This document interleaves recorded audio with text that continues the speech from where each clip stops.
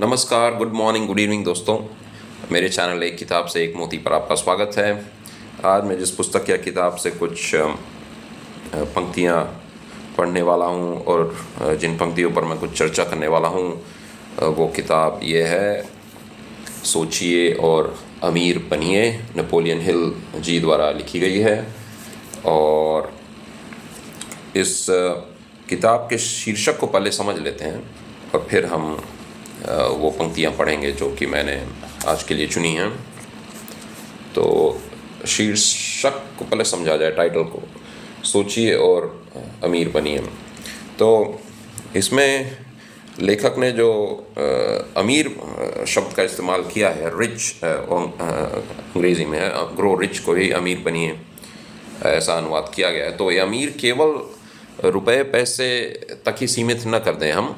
हालांकि लेखक का मुख्य उद्देश्य या मकसद तो यही है कि हम दुनिया में पैसे कमाएं और जो भौतिक समृद्धि है वो पाएं या दुनियावी ज़िंदगी में आगे बढ़ें। पर उसको उसी तक सीमित करने की आवश्यकता नहीं है, क्योंकि कई जगह लेखक ने कहा है कि यही सिद्धांत या उसूल जो अमीर बनने के हैं, सोच कर अमीर बनने के जो सिद्धांत हैं, वो हर क्षेत्र में लागू किए जा सकते हैं। जैसे कि इसमें एक 6 कदम वाला एक प्रोसेस है या प्रक्रिया है जिसका अनुसरण करके हम अमीर बन सकते हैं। वो एक अध्याय में दी गई है। तो उस प्रक्रिया को जब थॉमस एडिसन ने जब देखा, जो इतने बड़े आविष्कारक थे, तो उन्होंने जब देखा तो उन्होंने उसका अनुमोदन किया है। स्टैम्प ऑफ अप्रूवल शब्द है अंग्रेज़ी में, मेरे ख्याल से हिंदी में होगा अनुमोदन, या उसको एक्सेप्ट किया। उन्होंने माना कि ये 6 कदम हर क्षेत्र में लागू किए जा सकते हैं, केवल अमीर बनने के लिए ही नहीं। किसी भी क्षेत्र में आपको आगे बढ़ना हो तो आप ये जो उसूल और सिद्धांत इस पुस्तक में मौजूद हैं, आप उनको लागू कर सकते हैं, अमल में ला सकते हैं और ज़िंदगी में आगे बढ़ सकते हैं। तो पहली बात तो ये हो गई शीर्षक के बारे में। और दूसरी बात है सोचने के बारे में। तो सोचने से अर्थ, लेखक का अर्थ यही है कि जो मन में हम तस्वीरें बना सकते हैं और लक्ष्य बनाते हैं, और हम किस प्रकार हार को देखते हैं, हार के प्रति नज़रिया क्या है, डर के प्रति हमारा नज़रिया क्या है, और बुढ़ापे के प्रति नज़रिया क्या है, और मृत्यु के प्रति नज़रिया क्या है। इन सबको हम कैसे बदल सकते हैं और कैसे हम नकारात्मक विचारों को दूर करके केवल सकारात्मक विचारों को ही जगह दे सकते हैं अपने मस्तिष्क में। तो ये सब बातें भी इसमें बहुत हैं। इसलिए जैसे जेफरी गिटमर है, एक बहुत बड़े मोटिवेशनल स्पीकर और सेल्स के एक्सपर्ट हैं, सेलिंग के, वे तो कहते हैं कि ये एक सकारात्मक सोच की पुस्तक है। इसको केवल हम दौलतमंद होने के तरीके से न जोड़ लें। इस पुस्तक को अगर आप ध्यान से पढ़ेंगे तो इसमें यही बात कही गई है कि हम विचारों पर नियंत्रण रखते हैं और उसी नियंत्रण की शक्ति द्वारा ही हम अपने जीवन के भाग्य विधाता हो जाते हैं। यानी हम ये निर्णय कर सकते हैं या डिसाइड कर सकते हैं कि, या फैसला ले सकते हैं कि हम आज से हमारे विचारों के हम मास्टर हो जाएंगे या हम उनके मालिक हो जाएंगे। हम अपने मस्तिष्क या ब्रेन में केवल वही विचार आने देंगे जिन विचारों को हम अलाउ करेंगे। यानी अगर हमने उन्हें नहीं अलाउ किया तो ऐसे विचारों के लिए हमारे मस्तिष्क में जगह नहीं रहेगी जो कि हमें हमारी मदद नहीं करते। थोड़ा मैं इसको और क्लियर करूँगा, पर यानी और स्पष्ट तरीके से इस पर हम बात करेंगे। पर उससे पहले आइए मैं ये अंश पढ़ देता हूँ और फिर हम चर्चा करेंगे कि लेखक कहना क्या चाह रहे हैं और इन चीज़ों को हम ज़िंदगी में कैसे अमल कर सकते हैं। तो आइए अब मैं पढ़ता हूँ ये अंश। एक चीज़ जिस पर आपका पूरा नियंत्रण है, आपका सिर्फ एक चीज़ पर पूरा नियंत्रण है, और वह है आपके विचार। यह इंसान के द्वारा जाने गए सभी तथ्यों में सबसे अधिक महत्वपूर्ण और प्रेरक तथ्य है। यह इंसान की दैवी प्रकृति, डिवाइन नेचर अंग्रेजी में यूज़ हुआ है, यह इंसान की दैवी प्रकृति को अभिव्यक्त करता है। यह दैवी अधिकार वह इकलौता साधन है जिसके द्वारा आप अपने भाग्य को नियंत्रित कर सकते हैं। अगर आप अपने मन पर काबू रखने में असफल होते हैं तो आप यह जान लें कि आप किसी और चीज़ पर काबू नहीं पा सकते। अगर आप अपनी संपदा के बारे में लापरवाह रहना चाहते हैं तो ऐसा भौतिक वस्तुओं के संबंध में होने दें। भौतिक यानी जो दुनियावी चीज़ें हैं, जैसे सोना चांदी, घर बार, रुपया पैसा, इन सब के बारे में अगर लापरवाह होना हो तो मतलब लापरवाह होने की ज़रूरत नहीं है, होना हो तो उनके बारे में लापरवाह हो जाइए, पर अपने मस्तिष्क के बारे में कभी लापरवाह नहीं होइए। मतलब क्योंकि ये सबसे बड़ा हमारा धन है जो कि ईश्वर ने हमें दिया है। तो आपका मस्तिष्क आपकी आध्यात्मिक संपदा है। उतनी ही सावधानी से इसकी हिफाजत करें और इसका प्रयोग करें जिसकी यह दैवी संपदा हकदार है। आपको इच्छा शक्ति इसी उद्देश्य के लिए दी गई है। दुर्भाग्य से ऐसे लोगों के खिलाफ कोई कानूनी सुरक्षा नहीं है जो जाने अनजाने में नकारात्मक सुझाव द्वारा दूसरों के दिमाग में जहर भरते हैं। इस तरह के विनाश के लिए भारी कानूनी सज़ा का प्रावधान होना चाहिए, क्योंकि इससे उन भौतिक वस्तुओं को हासिल करने की संभावना नष्ट हो सकती है और अक्सर नष्ट होती है जो कानून द्वारा सुरक्षित हैं।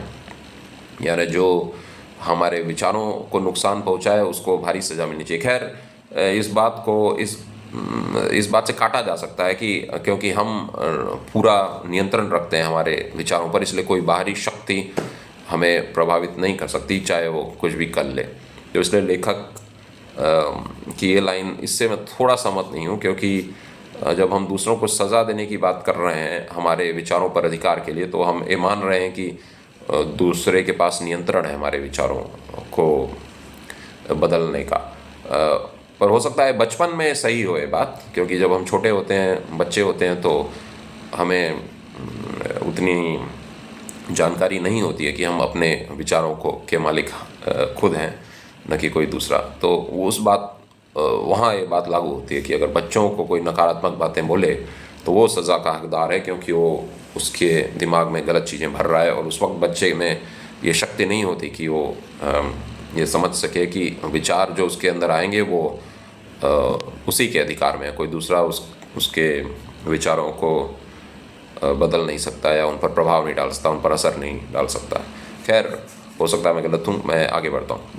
नकारात्मक मानसिकता वाले लोगों ने थॉमस एडिसन को यह विश्वास दिलाने की कोशिश की कि वे ऐसी मशीन नहीं बना सकते जो इंसान की आवाज़ को रिकॉर्ड करके उसे फिर से दोहरा दें, क्योंकि उनका कहना था किसी ने भी आज तक ऐसी मशीन नहीं बनाई।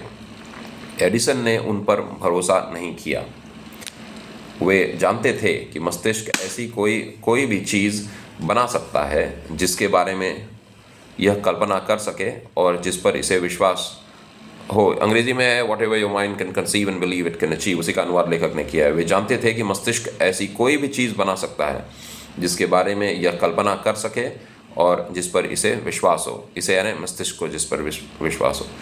इस ज्ञान के कारण महान एडिसन सामान्य लोगों के समूह से ऊपर उठ गए। नकारात्मक मानसिकता वाले लोगों ने F.W. वुलवर्थ को बताया कि वे 5 और 10 सेंट की सेल पर स्टोर चलाने की कोशिश में दिवालिये हो जाएंगे। उन्होंने उन पर विश्वास नहीं किया। वे जानते थे कि वे कुछ भी कर सकते थे जो तर्क की सीमा में हो, अगर उनकी योजनाओं में आस्था का दम हो, यानी विश्वास या भरोसा का दम हो। दूसरे लोगों के नकारात्मक सुझावों को अपने दिमाग से दूर रखने के अधिकार का उपयोग करते हुए उन्होंने $10 करोड़ से अधिक की दौलत इकट्ठी कर ली। जैसा इन्होंने कहा, दूसरे लोगों के नकारात्मक सुझावों को अपने दिमाग से दूर रखना हमारा काम है। शंकालु लोग कटुता से नाक भौं सिकोड़ रहे थे जब हेनरी फोर्ड ने अपनी पहली अटपटे ढंग से बनी कार को डेट्रॉइट की सड़कों पर आजमाया। कुछ ने कहा कि यह चीज़ कभी प्रैक्टिकल नहीं बन पाएगी। कईयों ने कहा कि इस तरह की चीज़ के लिए कोई भी पैसे नहीं देगा। फोर्ड ने कहा, मैं धरती को भरोसेमंद मोटर कारों से पाट दूंगा, और उसने ऐसा ही किया। जो लोग बहुत सारी दौलत चाहते हैं उन्हें याद रखना चाहिए कि हेनरी फोर्ड और अधिकांश काम करने वालों में इकलौता अंतर यह था, फोर्ड के पास एक मस्तिष्क या दिमाग था और उसने उसे नियंत्रित किया, कंट्रोल किया। दूसरों के पास भी मस्तिष्क था, परंतु उन्होंने उसे नियंत्रित करने का प्रयास नहीं किया। मस्तिष्क पर नियंत्रण आत्म अनुशासन और आदत का परिणाम है। आप या तो अपने मस्तिष्क को नियंत्रित करते हैं या फिर यह आपको नियंत्रित करता है। इसमें कोई आधा अधूरा समझौता नहीं होता। मस्तिष्क को नियंत्रित करने के सभी तरीकों में सबसे प्रैक्टिकल तरीका है अपने आप को एक निश्चित लक्ष्य की तरफ व्यस्त रखने की आदत, जिसके पीछे एक निश्चित योजना हो। किसी भी आदमी के रिकॉर्ड का अध्ययन करें जिसने उल्लेखनीय सफलता हासिल की हो, और आप देखेंगे कि उसने अपने मस्तिष्क पर नियंत्रण किया है और वह उस नियंत्रण को अपने लक्ष्यों को हासिल करने के लिए निर्देशित करता है। इस नियंत्रण के बिना सफलता असंभव है।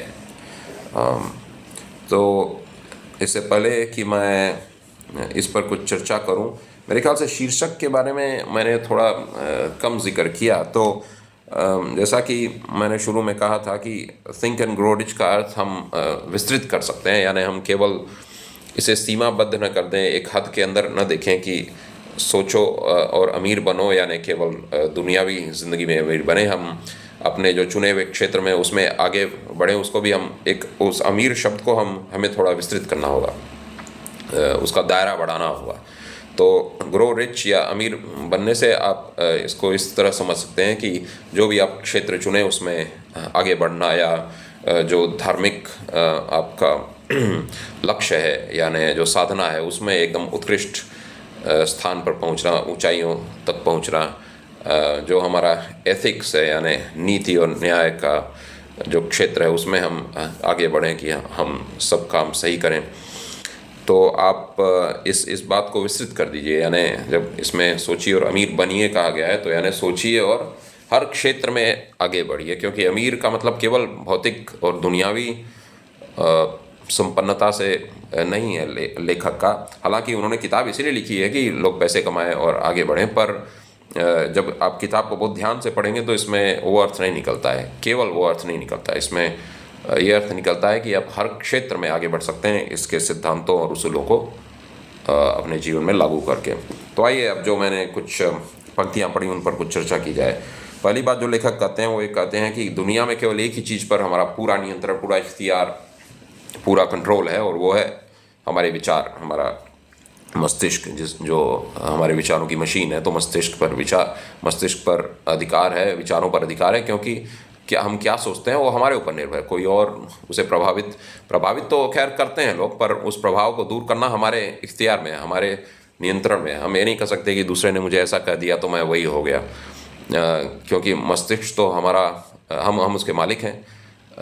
शरीर पर पूरा अधिकार नहीं होता है, क्योंकि जैसे किसी ने शरीर को कैद कर दिया तो शरीर तो जेल में बंद हो गया, उसका हिलना डुलना एक सीमित सीमा के अंदर है, एक दायरे के अंदर ही वो चल फिर सकता है। पर विचार तो मुक्त है, वो जो भी चाहे विचार कर सकता है। तो इसलिए विचारों पर पूरा इख्तियार है। हो सकता है कुछ लोग कहें कि मान लीजिए इंजेक्शन देके बेहोश कर दिया जाए तब क्या विचार करेगा, तब तो खैर विचार शून्य हो जाएगा, वो तो बात अलग है। पर जब तक आदमी होश में है और उसकी अकल काम कर रही है, वो पूरी तरह से विचारों का मालिक है। इसीलिए एक अंग्रेजी में बहुत प्रसिद्ध पोयम भी है, I am the captain of my soul and I am the master of my fate, मेरे ख्याल से, जिसको कि मॉर्गन फ्रीमैन जो वहाँ के बहुत बड़े एक्टर हैं अमेरिका के, वो अक्सर सुनाते हैं इस पोयम को। तो आप सुनिएगा, इनविक्टस मेरे ख्याल से अंग्रेजी में है, I am the captain of my soul and I am the master of my fate, मेरे ख्याल से उस कविता का जिक्र इस किताब में भी है। खैर आगे बढ़ते हैं। तो और जो बातें इसके अलावा नेपोलियन हिल ने इसमें कहीं कि उन्होंने कहा कि मनुष्य का स्वभाव दिव्य है, क्योंकि वह अपने विचारों को नियंत्रित और निर्देशित कर सकता है। तो आप जब देखेंगे गीता या कुरान या बाइबल में, तो उसमें बार बार ये कहा गया है कि मतलब हम स्वयं जिम्मेदार हैं, हम किस प्रकार सोचते हैं। जैसे श्री कृष्ण ने कहा है कि जो अपने को काबू में कर ले वो अपना दोस्त है, खुद ही अपना दोस्त है, और जो अपने को काबू में नहीं रख सकता वो खुद ही अपना दुश्मन है। यही बात कुरान में भी है, यही बात बाइबल में भी है। तो कहने का मतलब है कि हम दिव्य इसलिए हैं क्योंकि भगवान ने ये दिव्य गुण हमारे अंदर डाला है कि हम विचारों पर अधिकार रखते हैं। तो हम दूसरों को दोष न दें कि हम तो इसी तरह मतलब हमारा माहौल यही है, तो हमें तो इसी तरह सोचने का अवसर मिला, हम तो अपने विचारों को नहीं बदल पाए, या हम तो हमेशा एक ही ढर्रे पर ही सोचते रहे हैं, तो अब हम कैसे बदलें।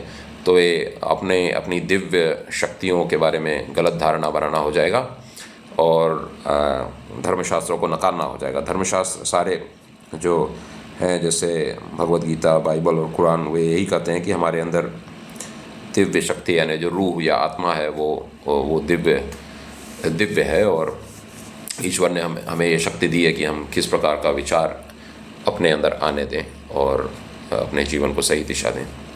और दूसरी बात, ये तो मैं खैर अपने से जोड़ रहा हूँ कि धर्म एक विचार नियंत्रण करने की ही प्रक्रिया है। जैसे कि गीता में कहा गया है दोस्त और दुश्मन को बराबर समझो, यही बात बाइबल में भी है, मेरे ख्याल से कुरान में भी कई जगह है कि जब कोई बुरा व्यवहार करे तो धैर्य रखो, सब्र करो। तो ये सब बातें यही सिखाती हैं कि हमें दोस्त और दुश्मन में ज़्यादा फ़र्क नहीं करना है। तो अब ये कैसे किया जाए? गीता में तो बार बार है, हार जीत को समान समझो, दोस्त दुश्मन को समान समझो, मतलब जो परम भक्ति के स्थान पर पहुंच गया है।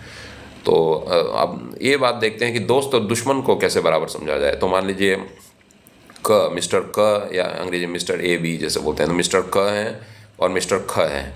तो मिस्टर क आपके दोस्त हैं तो उनसे प्रेम होगा और उनके प्रति आपकी अच्छी भावना होगी, और मिस्टर ख आपके दुश्मन हैं तो उनके प्रति नफ़रत या घृणा या द्वेष की भावना होगी या विचार होगा। तो अब जब गीता कहती है कि दोनों को समान समझता है भक्त, तो अब कैसे उनके बारे में सोचेगा?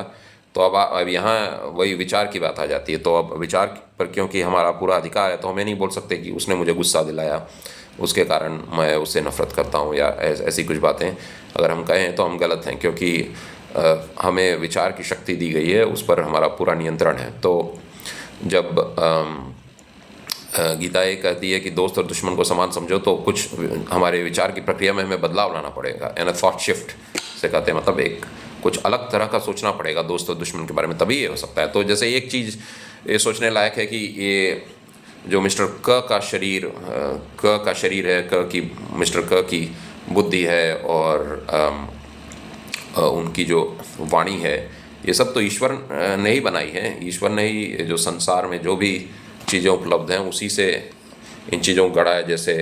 जैसे कि मिट्टी से मटका बनता है और तरह तरह के बर्तन बनते हैं, तो उसी जो संसार के जो पदार्थ उपलब्ध हैं उन्हीं से तो ईश्वर ने दोनों को बनाया है, मिस्टर क को भी बनाया है, मिस्टर ख को भी। तो क्योंकि ये वस्तु ईश्वर ने इस्तेमाल की है, ईश्वर ने ही सब कुछ पैदा किया है, सारे संसार की वस्तु और पदार्थ, और उन्हीं से मिस्टर क भी बने हुए हैं, उन्हीं से मिस्टर ख भी बने हुए हैं। तो हमें दुश्मनी कैसी दोनों से? दोनों तो एक ही चीज़ है, बस दोनों काम अलग अलग तरह से करती हैं, पर ईश्वर ही उन दोनों के मालिक हैं और वही उनका नियंत्रण करते हैं। तो एक तरह से ये हो गया, जैसे कि तुलसीदास जी भी कहते हैं सिया राम में, या सिया राम में भी, कुछ एडिशंस में सिया राम में भी है। तो सिया राम में सब जग जानी, करूँ प्रणाम जोरि जुग पानी। तो पूरे संसार को सीता और राममय वो देखने लगे, यानी जो भी उनको दिख रहा है वो जैसे लग रहा है कि राम और सीता जी का ही एक अंश है, या उन्हीं के पदार्थों से वो जो शरीर अलग अलग दिख रहे हैं वो भी बने हैं। तो ये है एक सोचने का तरीका। दूसरा तरीका हो सकता है कि दोनों में वो जो दिव्य आत्मा है वो तो ईश्वर का ही अंश है, तो हम क्यों नफ़रत करें एक से, और दूसरे से प्रेम, दोनों के प्रति समान भाव रखें। जैसा कि गीता में है कि ईश्वर हर एक जीव के हृदय देश में वास करते हैं, तो इसका मतलब दुश्मन में भी वो हैं और दोस्त में भी हैं। तो अगर हम ये सोचने की प्रक्रिया बदल लें तो ये हो सकता है। हाँ, इसके लिए आत्मनिर्शासन चाहिए और काफ़ी अभ्यास चाहिए, पर सोचने का तरीका जब तक नहीं बदलेगा तब तक हम कैसे दूसरों को समान समझेंगे, यानी दोस्त और दुश्मन में कोई फ़र्क न करेंगे। इसी तरह हार जीत के बारे में, हार और जीत को दोनों जब तक एक समान न समझेंगे तो कैसे हम उनके प्रति समान भाव रखेंगे। तो सोचने की प्रक्रिया में बदलाव ही धर्म का मुख्य काम है। और दूसरी चीज़ जो नॉर्मन विंसेंट पील ने इसमें बताई वो ये है कि एक सबसे प्रैक्टिकल तरीका, यानी सबसे जो आसानी से अमल में लाने वाला तरीका है वो ये है कि आप एक निश्चित उद्देश्य बनाएं, लक्ष्य बनाएं और एक निश्चित योजना बनाएं, और फिर अपने मन को इन्हीं पर केंद्रित रहने दें। तो अगर आपके पास लक्ष्य है और आप दिन प्रतिदिन अपने लक्ष्य की ओर आगे बढ़ रहे हैं, तो आप इतने बिजी रहेंगे, इतने व्यस्त रहेंगे कि आपके विचार स्वयं उसी ओर भागेंगे और आपको वक्त नहीं रहेगा कि विचारों को बिना मतलब की चीज़ों पर दौड़ाया जाए। जैसे कि व्यस्त रहो मस्त रहो भी मेरे ख्याल से कहीं मैं पढ़ा था, या श्री राम शर्मा आचार्य ने भी इस पर बहुत किताबें लिखी हैं कि कैसे विचारों को नियंत्रण में लाया जाए, लक्ष्य भी होना बहुत ज़रूरी है। तो यही कुछ मुख्य बातें थी इसमें। मैं देख लूँ कि मैंने कुछ छोड़ा तो नहीं है। और जैसा कि एक और चीज़ उन्होंने जैसे कि बताई कि आत्मानुशासन चाहिए और आदत चाहिए अपने आदत को अपने विचारों को बदलने के लिए। तो आत्मानुशासन यानी ये हमारे ऊपर निर्भर है कि हम अपने विचारों को किस ओर दौड़ाते हैं। हम दूसरों को दोष नहीं दे सकते, इसलिए कोई भी मुश्किल आ जाए या किसी और की वजह से भी मुश्किल आ जाए तो उस घटना या परिस्थिति की तरफ जो सोचने का तरीका है वो मेरा निश्चय है। उसके लिए मैं ये नहीं कह सकता कि दूसरे की वजह से मैं परेशानी में पड़ गया, उसने मुझे ऐसे स्थिति में डाल दिया। अगर मान लीजिए ये सच भी हो तो हमारे लिए तो लाभकारी यही है कि हम सोचें कि ये हम उस परिस्थिति के बारे में यही सोचें कि एक मौका है अपनी काबिलियत को बढ़ाने का, और हम अपने कौशल को बढ़ाकर अपने बुद्धि से, अपनी वाणी से, अपने शरीर बल से इस मुश्किल से निकल आएंगे। दोष देना, इसीलिए बार बार रामचरितमानस में ये कहा गया है, भक्त दूसरों का दोष नहीं देखता। मेरे ख्याल से नवधा भक्ति में भी ये आया है कि एक जो भक्त होता है वो दूसरों का दोष नहीं देखता है। तो दूसरों का दोष तो वही नहीं देखेगा जो अपने विचारों पर नियंत्रण रखता है। नहीं तो दोष तो फटाक से जब मतलब तुरंत कोई भी मुश्किल आ गई और हम तुरंत हमारा दिमाग सोचने लगता है कि दोष किस पर लगाया जाए ताकि हम बच जाएं इस स्थिति से, कि मतलब हम अपने आप को इसका जिम्मेदार माने। तो इससे बचने के लिए हम खोजने लगते हैं किसी न किसी दोषी को। तो अगर हम ये मानते हैं कि विचार के मालिक हम हैं, विचार प्रक्रिया के मालिक हम हैं, तो हम किसी को दोष न देंगे, क्योंकि हमारा जीवन हमारे इख्तियार में है, क्योंकि विचार हमारे अधिकार में है और हम उसके मालिक हैं। तो दोष हम किसी को न दें, तभी हम ये साबित करेंगे कि हम सच्चे भक्त हैं। खैर, इस पर मैं एक दूसरा वीडियो बनाऊंगा, हो सकता है फिर चर्चा थोड़ा अध्यात्म की ओर चली जाए। तो अब आइए मैं एक बार जो मुख्य बातें हैं उनको फिर से दोहरा देता हूँ। तो विचार ही एक ऐसी चीज़ है जिस पर हमारा पूरा इख्तियार या नियंत्रण है, और यही शक्ति हमें दिव्य बनाती है। दिव्य यानी हमारा स्वभाव दिव्य इसलिए है क्योंकि हमारे अंदर ये शक्ति है कि हम अपने विचारों को दिशा दें अपनी मर्ज़ी से और उन्हें सकारात्मक रास्तों पर ही दौड़ाएं। और धर्म जो है वो एक विचार नियंत्रण की प्रक्रिया है, तो खैर मैंने अपने जोड़ दिया था। और एक तरीका है अपने विचारों पर नियंत्रण करने का, और वो है कि आप एक निश्चित लक्ष्य बना लें, एक निश्चित योजना बना लें और अपने को व्यस्त रखें उस लक्ष्य को सच्चाई में बदलने के लिए।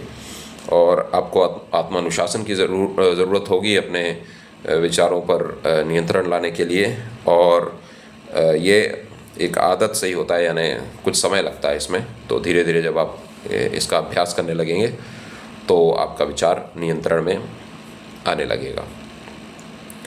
तो अगर आपको ये इस वीडियो में इस वीडियो पर कोई प्रश्न हो, यानी कोई बात आपको समझ नहीं आई हो, या आपको लगा हो कि मैंने थोड़ा घुमा फिरा कर उस बात को कह दी हो, तो कमेंट में लिख दीजिए।